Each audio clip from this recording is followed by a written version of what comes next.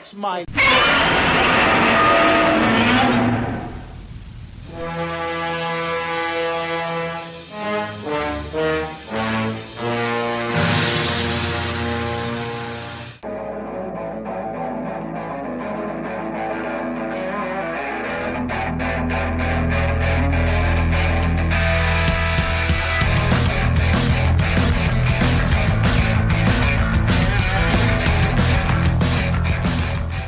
Hey, what's up? This is Sharks Across Tokyo, and this is the last week of this year's Sharks Across Tokyo, and then we're going to go back to shithole America, which is quickly becoming a third world country. I'm also playing with the volume here on this stuff, so it might get a little weird because I can't figure out a good volume for the podcast, even though we've been doing this for 6 years. Every time I edit an episode, it's like, it sounds different. And even though I don't change any settings, it's fucking driving me nuts, guys. I keep telling you, you need to study compression. It's like you said, it's been 6 years. You could be a professional at this point. That requires... You could have transitioned into doing this professionally if you just studied things like compression. Just compression. That's exactly what's keeping me from doing this full time. Yes, that's the one thing. That's it. Nothing else. You know what's really keeping us from doing this full time? Us not having a prior 20-year career in the film industry in some way. Most of the podcasts that I'm listening to now, they're all comedians that have a following. They're all decades-long movie reviewers who already have a following. They're actors who already have a following. They're musicians who already have a following. Speaking of which, did you hear Michael Biehn started his own podcast? Fuck off, Michael Biehn. I like you. You're awesome. But no, we don't need a Michael Biehn cast, okay? And his first guest was my favorite comedian, Doug Stanhope. So is it Pork and Beans? Is that what it's called? No, it's Pork and Bean. Oh, sorry, yeah, Pork and Bean. Well, if it was Michael Biehn and Sean Bean, then it could be Pork and Beans. Oh, there. You know what? I would listen the fuck out of that. And then you needed a podcast about Kevin Bacon, but he's just talking about the life and times of Francis Bacon, and you could call it Bacon Bits. Oh my God. What the fuck? How do you come up with this great stuff, and yet you don't write anything?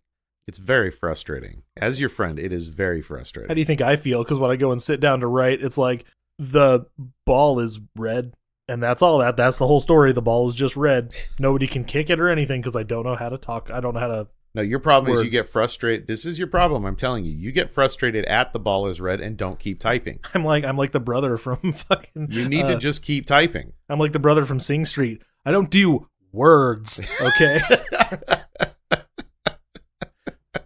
You're being stymied by your inability to get past that shitty first sentence, because the first sentence is shitty, and it will be shitty. It will continue to be shitty. And you know what? Second sentence probably will be too, and the third and fourth. But if you keep writing through them, eventually you'll hit like its 27th or 246th sentence, and you'll be like, hey, that was a good one. That is halfway fair. But the real issue that's keeping me from writing is the actual act of sitting down and actually writing. I know. I can swing past that first sentence and not really care very much. Okay, well, I'm just going off of what you've said, but I know that the hardest thing about writing is sitting down to write. I know. That's from it. Experience. Like that's why on Not For Nothing's new record that will eventually come out, I probably won't have a single song that I wrote on because I just can't sit myself down with a guitar or a laptop or whatever and just write stuff. It's hard. I probably could if I tried really hard. I agree, it is hard, but you are capable of it. Shit, man, Misery is my favorite song you guys have. I only wrote the rhythm riff to that, though. The basis is my song, but then they all added their own shit to it, which made it a way better song, which is a good thing. It still had to start with your song. It did, which is kind of how I prefer writing, instead of one guy just like throwing shit at everybody, which is cool because all of his songs are good too. Of course, the group should have input and should make the song their own. That's how it needs to work if you're going to be in a band. But you have to have something to start with. And I'm not saying that they shouldn't write songs. You guys got other good songs too. It's not like that's the only song of yours I like, but that is your best song, and it all started with you writing it, and you need to write more stuff. Anyways, hey, tell me about Michael Bihn's podcast before we get too far away from that, and then we can get back to Japan. I haven't listened to it. I don't know. I just heard about it because, like I said, my favorite comic is on it. He was on the first episode. Oh yes, Doug Stanhope. Apparently, they're good friends, and yeah. So Michael Biehn started his own podcast, and Doug Stanhope was on the first episode. So they both have that red-blooded macho American man thing going on. I actually don't know if Doug Stanhope has is that. so the opposite of that. Michael Biehn is like that quintessential I'm a badass, but I don't know what he's like personally. I just know he plays that character really every well, character I'll say he's that. ever fucking played. I think John Connor's dad, what's his fucking name? Oh yeah, Kyle Reese. Yes, that might have been his softest character. And he's still a fucking soldier running around with guns blowing shit up. It's the only time I've ever seen him in a movie where he's not talking like this. He does a fair amount of that in there, but it's still kind of. But he still has yeah. like the tender moments Yeah. and the love scene and like him comforting Sarah. Yeah. Anyways, we're not talking about anything even remotely resembling Terminator or anything. Well, I mean, it is about an unstoppable killing machine. Lots of unstoppable killing machines. Well, stopped. There is the one who is literally unstoppable. Is that the main character? No, it's the main villain. Okay. Well, he kind of does go out like T-1000. Well, we'll get there. We might get there if I fucking remember what the hell happened in the movie because I only watched it once. Wow. Anyways, we're going to talk about Ninja Scroll. So, fucking Ninja Scroll came out in 1993, right? And I'm thinking about it. When I suggested this movie, you and everybody else was like, dude, that movie's so fucking gross. It's like it's really sexual and really rapey and disgusting. I sit down to watch it and I'm waiting to be just offended for 90 minutes. And there's really only one legit like rape scene in it. Yeah, no, it's true. I was surprised upon a rewatch because I mean, it is shocking. Like it's gross and it's graphic. Well, it's not just shocking because of the rape, but also because the lead into it is so extraordinarily hyper violent, and then this monstrous dude is immediately violating this woman. You know, so it's like you're going from one of the most graphically violent scenes I had seen up to that point, because you got to remember this. I first saw this, you know, like probably more like 19 years ago. When I was still, you know, like a church kid, I was still, you know, like very young, hadn't moved into, like, hadn't discovered vinegar syndrome by a long shot. Oh my God, you were probably like, oh! Yeah, I was pretty shocked. I mean, I was pretty shocked by that. And so that was the memory that formed. This time I'm watching it and I'm like, oh, this actually is pretty tame by comparison to the shit I watch nowadays. Yeah, no I kidding. mean, it's definitely a shocking scene. There's no question about that, but it didn't shock me now. You know, it's rated R for a reason. Yeah, it's solidly rated R. And it really comes out of nowhere. That's the other thing that's kind of shocking about it, is it so comes out of nowhere. Well, and anime wasn't like fucking anime yet. We had Akira and Ghost in the Shell and stuff, but like anime was still fairly new for American audiences in the mainstream, I would think. Yeah, this was before weebs became real big. Yeah. So that's actually funny. Okay, you know how I was talking. So nerd culture in general was not very prevalent in the 90s. It was, but you got made fun of, so you pretended like you weren't a nerd. We were watching Nick Arcade on Paramount Plus. Go get it. Paramount Plus, give me $10. I don't know. You got to secure these deals before you record the episode, Andrew. So part of the show is trivia. And it's just like random. It's usually pop culture. It has there's some history trivia. There was a movie line thing, and it said like, oh, what movie started with a scroll that said in a galaxy far, far away, whatever. And both teams got it wrong. Keep in mind, this is like 91, 92. One of the kids, the girl, is like, Space Trek? And I'm like, what the fuck? And then the other team buzzes in and they're like, Star Trek. I'm like, okay, wait a minute. Oh my God. Hold the fucking phone here. And I'm trying to think, like, Rachel insists, like, well, Star Wars wasn't really that popular at that point. I mean, it was, like, but was it? Or like, it was popular for me because I watched a lot of TV and like No, it was. I mean, it was hugely popular. It was a $1 billion franchise. But it must not have been as ubiquitous in that early 90s. Even for that, you know, you got to remember, like, kids who were maybe born in 1985 as opposed to 1975 wouldn't necessarily have been experienced with it, because if you didn't go out to a video store and rent it, you wouldn't have seen it. There's no streaming. It was never on TV. It was maybe on TV once in a while, but very seldom. It was like a Christmas movie. I never rented that shit. How the fuck did I know so much about it? Someone probably rented it for you. Because I'm a fucking huge nerd. That's why, and I always have been. And now I'm just like... You just got that natural nerdiness, like Star Wars just seeped into your blood through the air. Really? Because you're such a fucking dork. The universe was like, this guy's never going to get laid. We got to give him Star Wars. I told my sister that I didn't really like Star Wars. And I wasn't being mean, and I didn't say, like, Star Wars is bad, Star Wars is dumb. I'm just like, I don't really love it. It's not my thing. And she rolls her eyes at me. I'm like, what? Why? I have 1,000 other movies that I need to watch.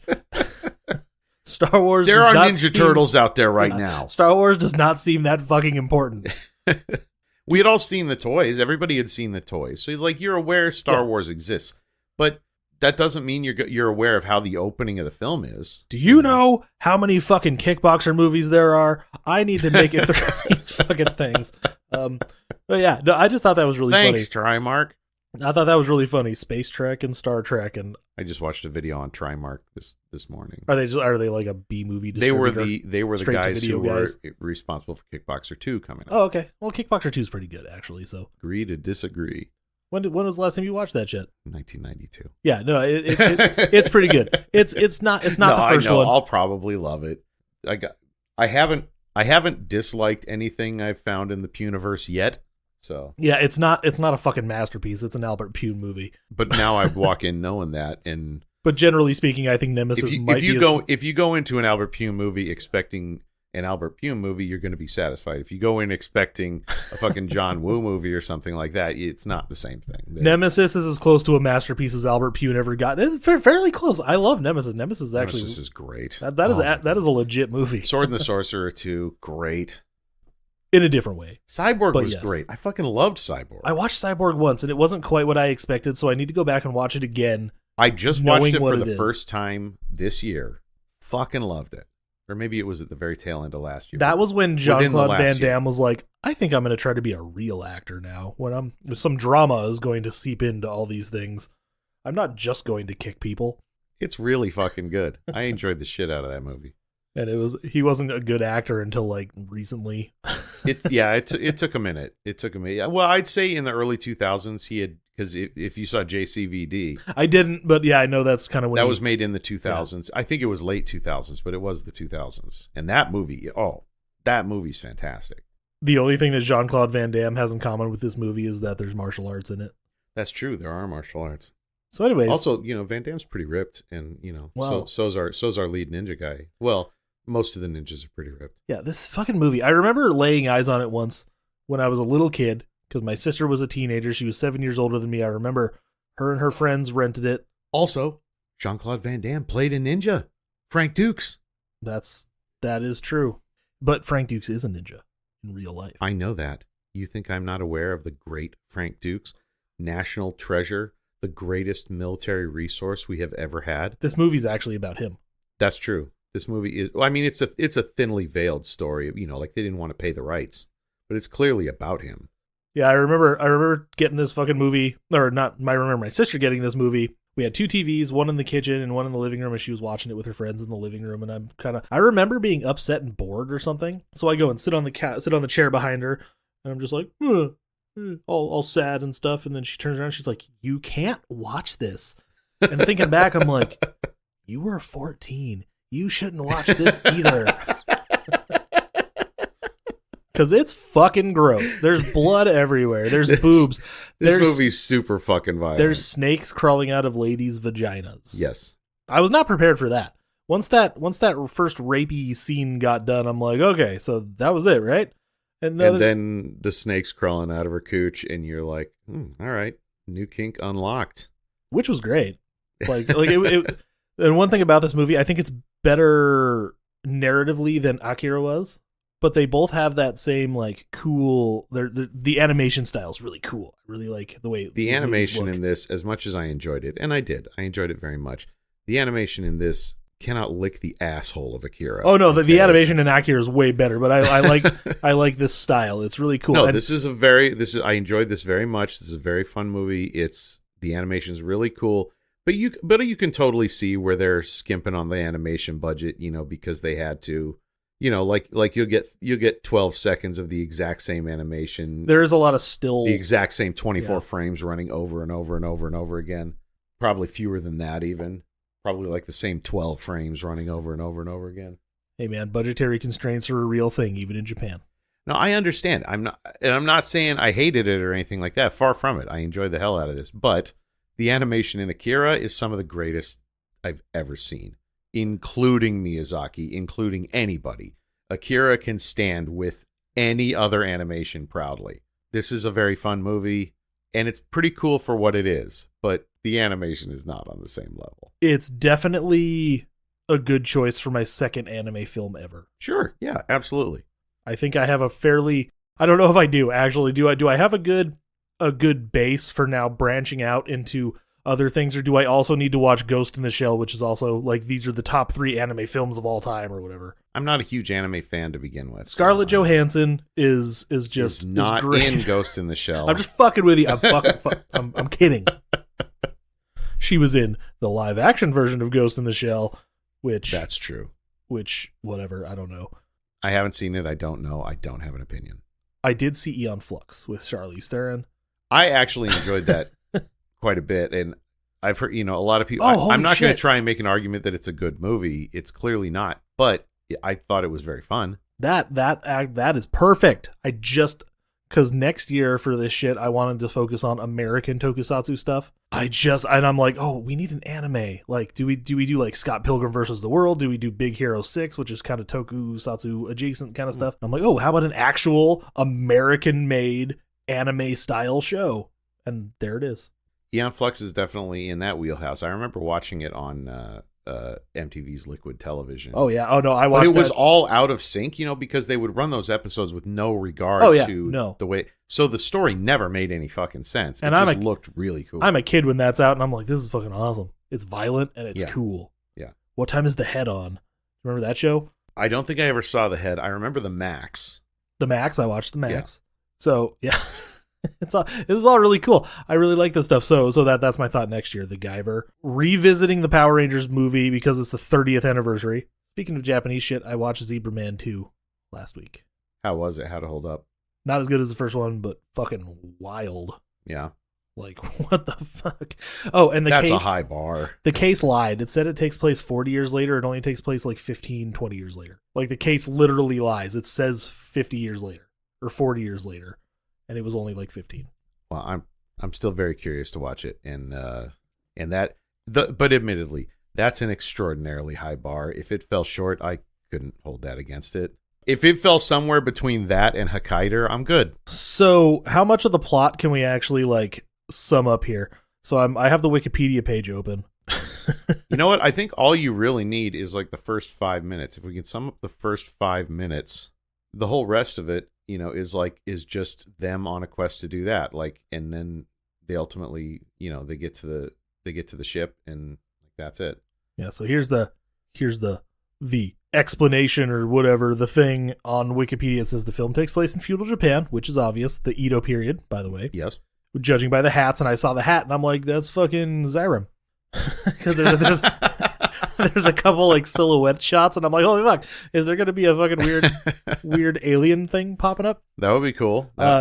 It follows. If you want to do Ninja Scroll and like take it to the next level, that's your next step. Weird alien shit. Yeah, actually. Keep it in feudal Japan. Keep it with ninjas and stuff like that, but then bring in weird alien shit. We will talk about the actual next step that they took here in a minute. Okay. So the movie follows Kibigami Jubai, a mercenary swordsman who battles the 8 devils of Kaiman, a team of ninjas with supernatural powers who were intent on overthrowing the Tokugawa shogunate. During his quest, he is aided by Dokuin, an elderly but crafty government spy. This dude's fucking creepy and weird. I don't know about aided by, more like manipulated by. Yeah, he does help him a little bit. He fights alongside him sometimes. A little, but this dude's a fucking creep and shady as shit. And quite frankly, I was kind of hoping he was going to kill him at the end, because what an asshole. They're just bros, and he's just like, it's cool, bye. Far from it. No, it did not end like that. And Kagero, a Koga Konoichi, whose body is infused with poisonous toxins.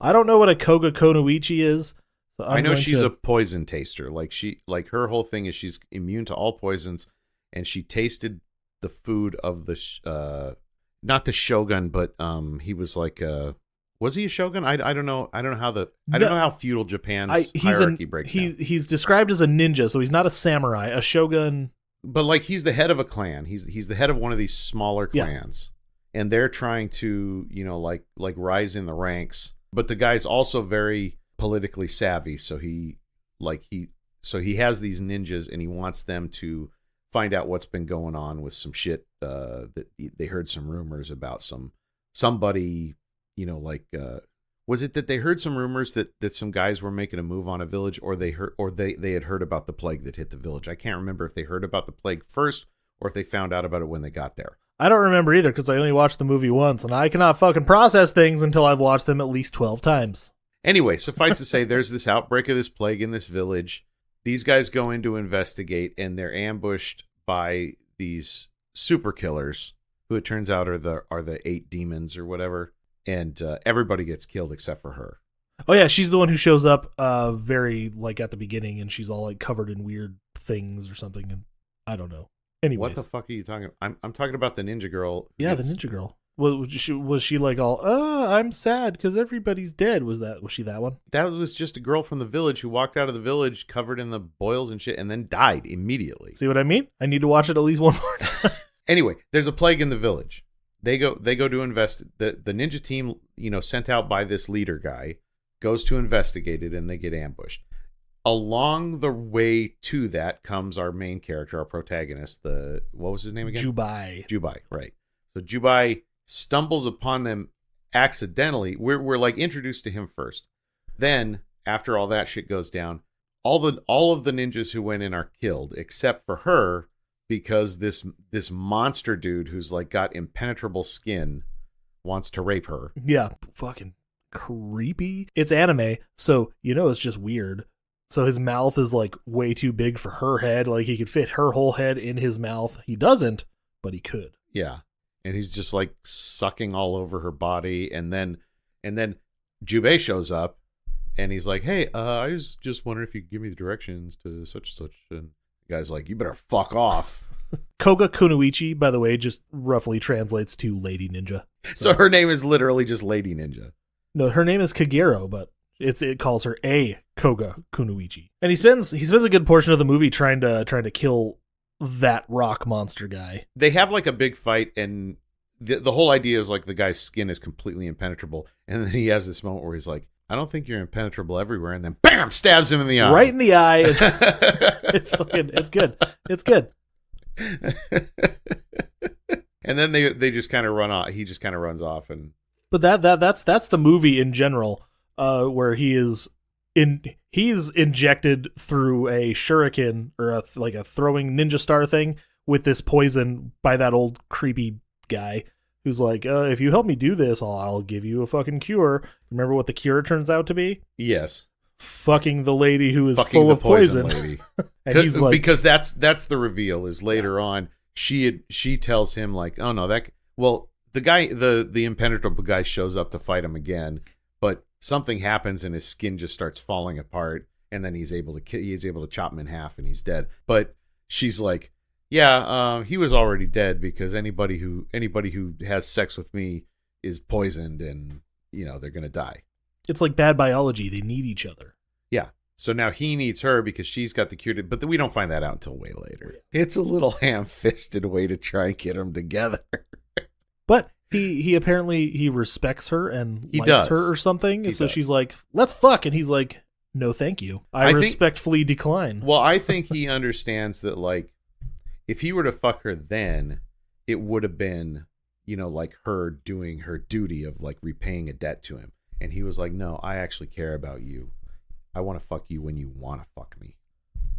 Which is never, because he leaves at the end. Well, she dies. No, she's fine.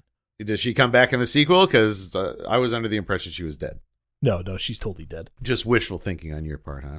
I wasn't ready for that because when I watched it, that was when I was still going through my, like adjusting to bad endings.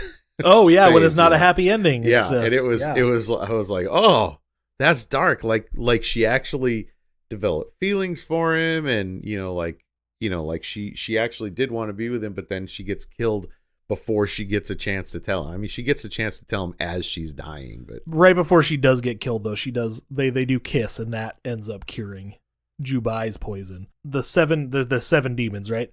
They're led by this character. Eight demons. They're led by this character called Gemma, who I'm not sure what their relationship was. There was some kind of betrayal or something like that, and they had fought in the past, and Jubai had decapitated him. But he survived because he's a fucking immortal, apparently. Yep. It turns out he can't be killed. Because he made a deal with a demon to where he can't be killed. He just reincarnates in his body, goes back together. See, look at all the stuff that I missed because I only watched it once. Which makes the ending so fucking savage. Well, yeah, because they're fighting, and it's this huge fight set piece, and Jubai keeps cutting pieces of him off and smashing his fucking head. And he keeps coming back together. Yeah. Oh, by the way, there are a lot of characters in this that just lose limbs and just hop around and nothing happens. Yeah, I know they're all demons and shit. Well, the idea is, again, it's like ninjas are beyond human. Like they're not affected by pain. Like in the end scene, he cuts his arm off, and that's when I noticed, because Gemma's just like, yeah, fuck you. Here's my arm. I'm just gonna reattach it real quick. And I'm like, wait a minute. I just realized that nobody really seems to bat an eye when they lose a limb. Yeah, there was that the shadow guy who he chopped his limb off, and he was just like, fucking asshole, and hops off. Like he's not even bleeding because ninjas can stop the flow of their blood at will. They're just like Jedi. But basically, ninjas are basically Jedi. Well, samurai more so, but still. No, like ninjas are ninjas are kind of like samurai with magic, which is a Jedi. Samurai with magic. Because samurais actually existed. Oh yeah, that's a heavily debated topic, whether or not ninja actually exist. If they did, I did hear that if they did exist, they'd look a lot more like Jubai in the hat and the thing, not a fucking ninja mask thing. Wait, you're telling me they don't look like Zorro? You're telling me G.I. Joe got it wrong? God damn it. G.I. Joe and Canon Films. You're telling me American Ninja, or excuse me, Revenge of the Ninja and Ninja 3, The Domination, weren't 100% accurate? You forgot Enter the Ninja. And which American Ninja? There's 5 of them. I watched American Ninja 2. Technically, there's 4 American Ninjas and then a movie called Little Ninja. I'm talking about the one with the guy from American Ninja, that guy who was in all the straight-to-video movies. Okay, Michael Dudikoff? Yes. Thank you. I can never remember his name. He's in the first 2, and then he's not in the third one, and then he is in the 4th one. Okay, so I'm talking about 1, 2, and 4. Okay. And then American Ninja 3 can fuck off unless it's really good. It's not. Or unless it's so bad it's good. It's not. But then they did make a 5th one, but it was actually originally entitled Little Ninja Man, but they just threw American because it has David Bradley in it, the guy who was in the 3rd one. I haven't seen the 3rd one. I've only seen the 2nd one. You've literally only seen the 2nd one? Yep. I've watched them all except for that 5th one. No, my buddy was like, you got to see this movie. It's awesome. And he showed me American Ninja 2, and he showed me Best of the Best 2. Just sequels? Yep, just part 2. Is he a sequel guy? That's weird. I don't know what it was. They were brand new at the time. They were both brand new. You need to watch some Best of the Best and Best of the Best 2. I have Best of the Best. I will watch it. The other 2 are kind of like whatever, but I have it on DVD.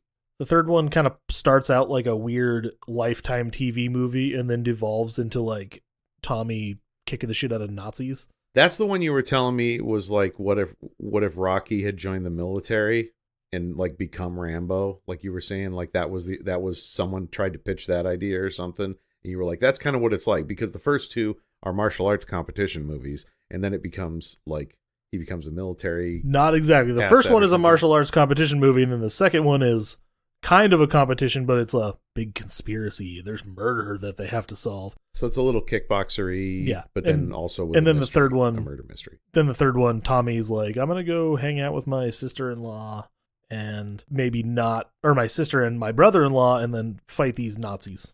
Hey, you know what? I'm fine with ninjas kicking the shit out of Nazis. I'm totally into that. I can watch that. No problem. He's Korean. Okay, fine. I don't know what you call a Korean ninja. You wouldn't, because they're Japanese, you fucking racist. Anyways, let's finish talking about that end. Sorry, I forgot we were talking about Best of the Best. I thought we were talking about American Ninja still. So the end fight again, Jubai just like, he's beating the shit out of this guy, smashing his face, but he keeps coming back to life. Eventually, everybody's after this gold too. There's a lot of talk of gold and getting paid and lots of gold, but there's a fire, right? Well, that's the whole thing. Is like they find out that all of this gold has been stolen and is being transported for the Shogun of the Dark, who's like this evil shogun who's plotting to overthrow all the other shoguns. And yeah, so like there's this big boat filled with all this gold, and there's a fire on the boat that was started by the little CIA ninja man. I can't remember what his name is, but the little dickhole guy who poisoned Jubai, and Jubai helps him light the fire. Well, now all the gold has melted because of the fire, which apparently burned pretty fucking hot, and it cascades down and wraps engulfs this dude who can't die, just like T-1000, fucking Yeah. in the lava at the end. So of he Terminator doesn't 2. die. He's still alive. Yeah. He's just encased in solid gold. Which is kind of fucked up. Sorry, guy. Well, he initially encased in molten gold, but then it hits the river water and becomes solid gold. And that's pretty fucking dark. That's pretty dark. And the awful thing is, this guy was such a piece of shit. I can't even say it was too much, because he was an immortal piece of shit who would have just kept fucking over everybody. So he kind of had it coming. Yeah, I don't feel bad for him. He's a bad guy. Bad things happen to bad guys. Well, in a perfect world. In movies. That's the end of that movie, but there was a sequel. I thought you just said there wasn't a sequel. What was there or wasn't there, sir? So there was a movie, or like a mini series, a 2-part original video animation released in like 97 called Ninja Resurrection. And it's based off of a novel that has nothing to do with Ninja Scroll, but that's why it's the unofficial kind of sequel that isn't actually a sequel. It has nothing to do with anything, but they tried to make pretend like it was a sequel. You know, one of those things. I don't know much about it, but there's a section in the Wikipedia article about it called The Revenge of Jubai. And it begins with a narration about the the final battle. Yeah, there's no fucking like mention of actual Jubai. Oh, it's not even Jubai. It's a different Jubai. There was an actual sequel made. Let's talk about that. Okay, let's talk about it. It's a 13-episode, 1-season anime series from 2003. So the story takes place in feudal Japan and follows the adventures of Jubai Kibagami, a mercenary ninja tasked with guarding the fabled relic known as the Dragon Stone and protecting its bearer, Shigure, the Light Maiden, from both the Hiruku and Kimon clans' forces. I can't read. Alongside him on this quest are the government spy, Dakuin, that's the fucking old guy. That fucking guy's back? And the mountain thief, Subute. Jubai said he would kill him if he ever saw him again. Nope, they're bros. They're not bros. They are fucking bros. Bros don't poison you to get you to fuck hoes. They do if they want you to do something for them. He didn't do it so he would fuck her. He poisoned her. He poisoned him so he would help him, and then the cure happened to be that girl. I did like this movie so much that I would actually go out of my way to watch this series. We didn't mention the other demons, and the other demons were actually pretty interesting. Like some of them were pretty cool. There's some really ridiculous shit, like the whole electric wire thing, which clearly whoever wrote this did not understand how electricity works. Yeah, there was. Are you talking about the electric wire that they put in their mouths to talk to each other? Yes. Yeah, I'm like, did I see that right the first time? And then it happened a couple more times. I'm like, what the fuck are they? Okay, yeah, no. Yeah. The idea is like they've been stringing this tiny metal filament wire for all the miles and miles and miles and miles that they've been traveling. I can't imagine how much of this shit this guy's been carrying. But they've just been unspooling this wire across the miles, and now they're talking across it. But they neglect the fact that in order for that kind of thing to work, the wire has to be stretched taut. It's just draped over roots and over tree limbs, and it's really ridiculous. And then this guy, the guy who talks to him through the wire, has the power of electricity. So maybe that's the idea, is that he uses electricity to transmit his voice to him. Like that would make maybe a little bit more sense. But his demon power is electricity. And so like he'll wrap a wire around somebody and then electrocute him, but it ignores the fact that electricity grounds out as soon as the wire touches anything that could ground it. And these wires are just loosely stretched for hundreds of feet, if not miles, And so like they're on dirt, they're on rocks, they're on trees, they're on all kinds of shit, all of which would ground them out. Yeah, I must have like missed that detail that they're like dragging this wire all through the forest, basically, like all through the entire country. Well, they don't show it happening, but they do show like him, like they show it in his mouth, and then they trace it through the forest and over all these miles of country till it gets back to Gemma. I did find a list of all the demons though, and their respective roles in the movie. Well, before we get to that, let me just say, at one point, then this electric demon guy strings up Jubai by one of the wires and then starts shocking him. But the problem is, Jubai is hanging in midair. If you're hanging from an electrified wire in midair, guess what? You don't get electrocuted because you're not grounded. They clearly had no concept of how electricity works. No. Electricity is just magic to them, but which is fine. If it's a magic electric ninja, then yeah. That's fair. I mean, he is a magic electric ninja. So the first monster, the stone guy, his name is Tessai, and he's the first one to be defeated. He's an incredibly large man who has the ability to turn his skin as hard as rock and fights with a double-bladed sword. And that guy just throws that fucking thing around. It cuts through trees and all sorts of shit. And it also returns to him like a boomerang every time, which he is capable of throwing great distances. He is essentially invulnerable until his stone skin falls apart as a result of him being poisoned by Kagero. So Benisato is the second ninja to be defeated. She is a seductive woman who has snake tattoos all over her body that can come to life and can summon a larger quantity of snakes to envelop her victims as well as shed her skin. She's not the second one to be defeated, is she? She has the ability to take dead bodies, inhabit them with her snakes, and then make them do things like puppets. I don't know. That's just what the article says. And so, like, he kills that avatar she creates, but she sticks around for a while until they have a final confrontation. But I'm pretty sure between those two, he ends up killing the shadow guy. Defeated, not killed, so she does stick around, apparently. Yeah, she gets killed later. Yeah. Okay. But this is the one where the snake crawls out of her body. So, of course, I'm watching this with Rachel sitting next to me, and every time she looks up, something fucked up is happening. Nobody's just sitting there talking every time she looks up. And she just happened to look up when that happened. And you were like, baby, why can't a snake crawl out of your pussy sometimes? She is killed by Yurimaru after she failed to kill Jubai, but also because of... She fails twice. Twice. Also because of Yurimaru's jealousy towards her for being Gemma's lover. Because he's also Gemma's lover. Oh, yeah, that's right. So then there's Mushizo, the third ninja. He is a hunchbacked monk warrior, oh my god, who holds a hornet's nest in his back, is able to control these insects to do his bidding, oh my god. No, there was the shadow ninja before them. Just let me read the goddamn thing, all right? Fine. I am going down the list. Fine. Here. Anyways, it doesn't matter what order. That guy was gross as fuck. That is so fucking disturbing. So there's like... I forgot it. My brain blocked me him too. out. It just reminded me, and there's this bee, and they're like, oh, let's fucking fuck this wasp thing.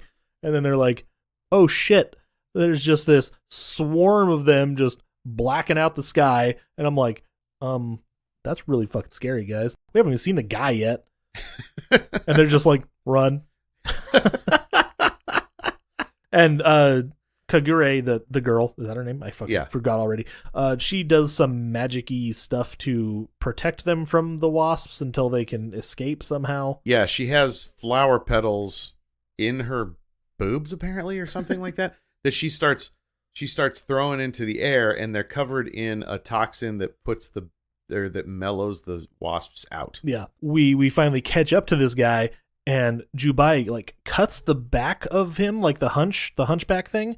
And I'm not one of those tryptophobia people with the fear of holes, but it's like that is one of the grossest fucking things. It's only a cartoon. That's one of the grossest like thoughts ever, that you have that nasty as hell on your body. In his body. The nest is actually inside his flesh. It's like a part of him, and it's really disgusting. But he can shoot a needle from his throat, and he wields a 2-pronged spear. He's killed by Jubai in a fight underwater when the hornets try to escape from the water, fatally stinging their master.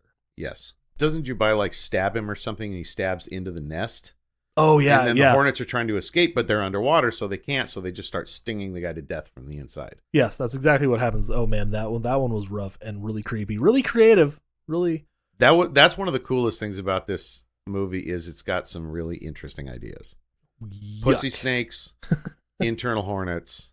What are they going to come up with next? I totally blocked that one out too until I just read it and I'm like, oh yeah. The fourth ninja is called Mujuro Utsutsu. That's a fun name to say. See the shadow one? He is a blind swordsman. He's the blind guy. Oh, the blind guy. Yeah, he was underwhelming. Yeah, he challenges Jubai to a fight to the death. He's an incredibly skilled swordsman, having an uncanny hearing ability to engage his enemy as well as blinding his enemy by reflecting light from his sword. So he's like basically Zatoichi, only he sucks because he gets killed. Yeah, that fight was incredibly underwhelming. I mean, first off, how would he even know the light was there to reflect it? Magic ninja stuff. Yeah. He can hear it because it goes. Oh, he can hear the light. Okay, that makes sense. No, but then on top of it, it's not like there's any kind of feasible way he gets the drop on the guy. He just stabs him. The nice thing about most of these fights is he's smart. Jubai is intelligent, and he figures out a way. Like he's strong and fast enough to survive long enough to think of a way to kill these guys that is clever. Yeah, this one's just like, but I'm better than you. Yeah, this one he now. just stabs him, and it's not like there's a moment where he distracts him with a sound or something like. No, he just stabs him. I was like, what kind of fucking bullshit was that? He's the only ninja without powers too. The only completely fucking boring kill. So we're getting to here now. Now we're getting to the shadow guy. Okay, Shijima is his name. He's the fifth ninja to be defeated. He's a skilled shadow warrior who has the ability to merge into the shadows, create clones of himself, fire a large metallic claw from his hand, and even possess people's minds. This guy's actually pretty scary. This is another one of those dudes who gets his fucking leg cut off, right? And just kind of hops away. Like, haha, fuck you. Yep. Until next time, Spider-Man. But yeah, that happens. It's all really cool. It's hard to explain, mostly because I don't remember any of it, but I remember that part because it made me laugh. Yeah. No, that was a pretty good fight. And then when he kills him, it's like he listens to his voice and figures out where in the shadow he's hiding, and then stabs the shadow, and it kills him. Yep. And so like that's clever. That's a pretty clever kill. I like that one because he's like using his brain power. Not most just of like these stabby. Of these kills are really good. Most of these kills are really clever. And the whole idea is that it took a lot of skill, which makes that blind dude so much more frustrating. Yeah, it's kind of a bummer. It it looked cool just like everything else, but yeah, the fight looked cool, but like it didn't deliver really. No, that one didn't deliver. Having said that, most of the other ones did. Yurimaru, the sixth ninja to be defeated, and he's the right-hand man of Gemma. He has the ability to generate electricity from his body. That's that guy. And would combine with a steel wire that wraps around the target's neck to conduct the electricity. Zakuro accidentally blows him up during his fight with Jubai. That's right, most likely because of her hatred. That's the lady. Ass. Yeah. She blew him up on purpose. It's because of her hatred towards him after he rejected her. But what's her skill? She is Zakuro, the seventh ninja to be defeated. She's in love with Yurimaru, who instead loves Gemma. Gemma is apparently bisexual, as he apparently sleeps with both. By this end, she is very vengeful and took vengeance against Zakuro has the ability to manipulate gunpowder and plants them inside living or dead organisms. Okay, so that's what she put gunpowder inside of the rat and then had it walk in on him and blow up. Yep, having them move as explosive traps. She is killed by Dakuin and Jubai on the ship when they ignite her gunpowder body. Fuck, I only remember like half of this stuff. Well, no, that part, come on. You had to remember that. That's how the fire started on the ship. I didn't remember how the fire started. But I remember the fire. The little Weasley dude throws a bomb thing at her, and she slices it in the air, but it turns out it's filled with oil, and which soaks her and the floor, and then he goes to light the oil, and she throws a little ninja dagger and kills the candle wick. And is like, what, did that interrupt your plans? And then from behind her, Jubai is like, nope. And he lights it from behind her, and she goes up in flames and blows the fuck up. Nope, now I remember. Yeah, that was cool. This is definitely creative and awesome, and I do want to watch this again. Yeah, it's pretty cool. I was kind of impressed. See, watching these two movies, Akira and this, make me want to actually like go exploring and watch some more of these. It's not all as good as this. I know. But that's why I want to watch Ghost in the Shell, because apparently it is that good. I have heard that, yeah. I have heard. I haven't seen it, but I've heard that. And then there's a couple other ones that I'm like, that looks cool. There's no way it's going to be that good, right? Berserk is really good. Berserk, is that a movie? It's a series, but it's I think it's like 10 episodes, and then they did like a subsequent series as well. The problem is it ends abruptly. It ends in the middle of the story. But the original series ends in the middle of the story. But they did a subsequent series that I think continues the story. I don't mind a cliffhanger as long as it gets paid off eventually. I'm not sure if the new series continues the story or retells. Especially if everything's already out and I don't have to wait. There's two, yeah, like I said, there's 2 series out, and the first one I can verify is very good. Like Cobra Kai, I have to wait another 6 goddamn months for that to continue. 6 months, you poor thing. I know.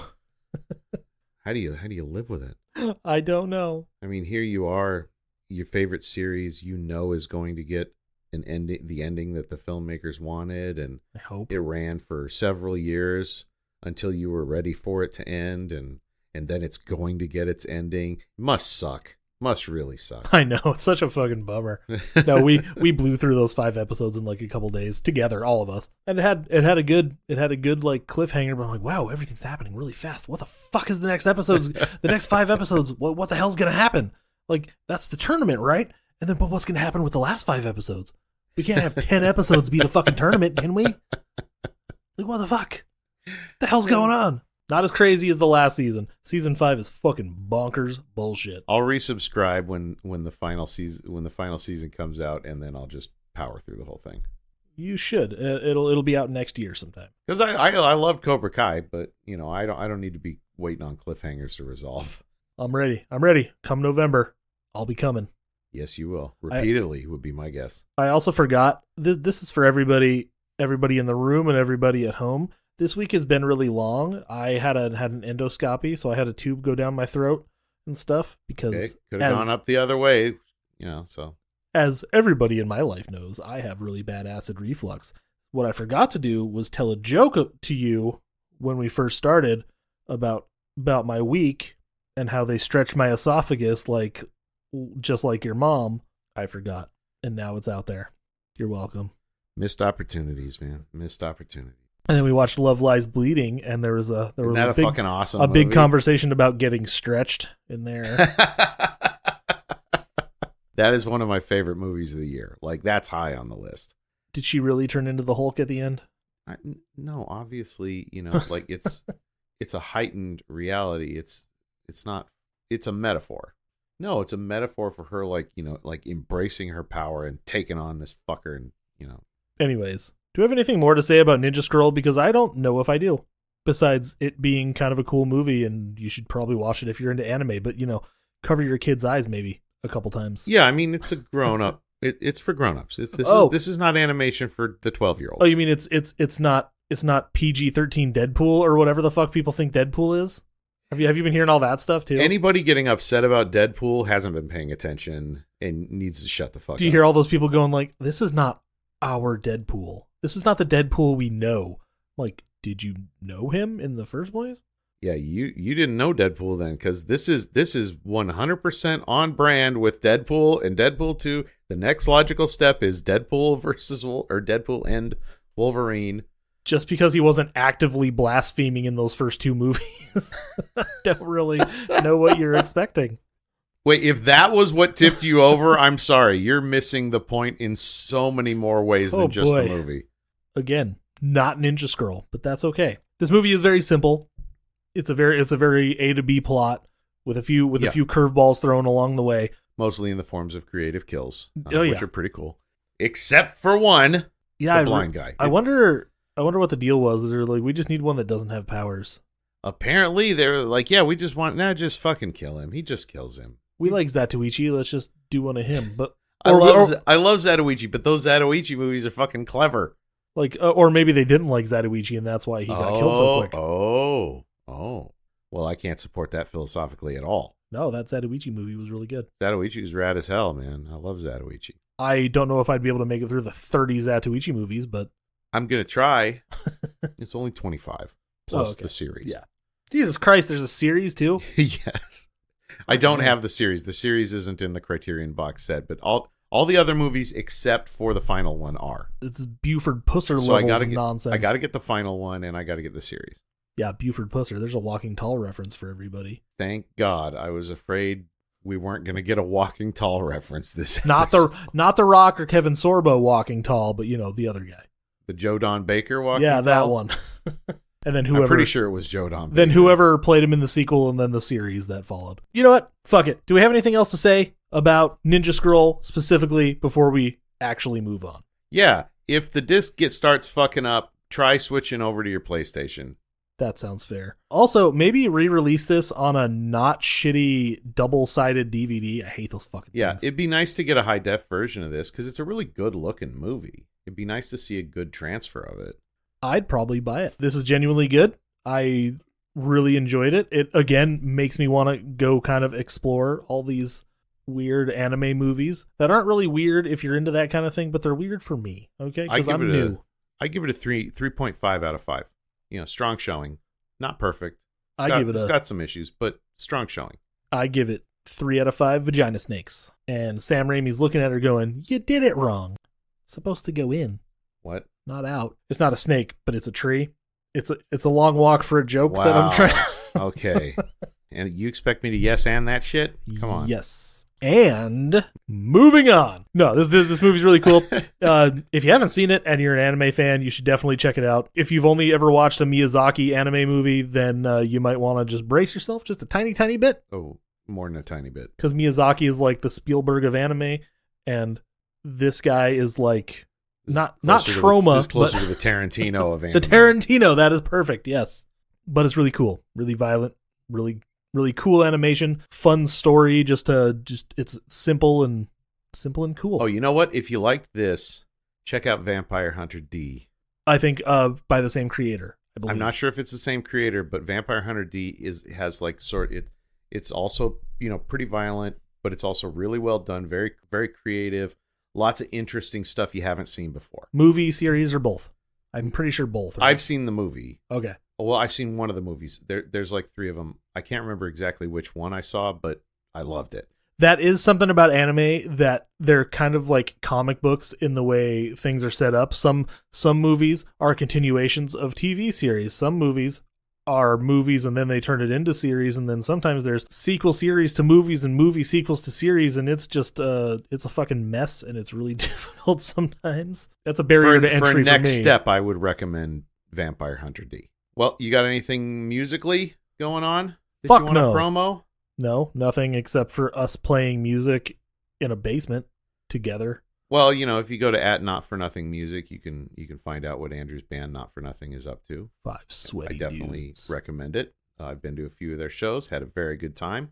And we fuck shit up in a nice, respectable sort of way.